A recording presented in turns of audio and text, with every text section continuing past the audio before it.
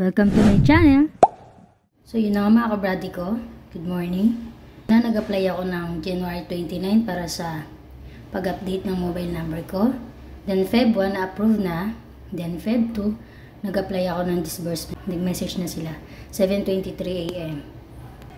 So ayan, approved na tayo kaya pwede na tayong mag-apply for salary loan. Andito na tayo sa application ng SSS. Click lang natin tong plus sign. Then apply. Dito makikita natin kung hanggang magkano yung loanable amount na pwede nating i-loan. So yung pinaka-maximum is 27,000.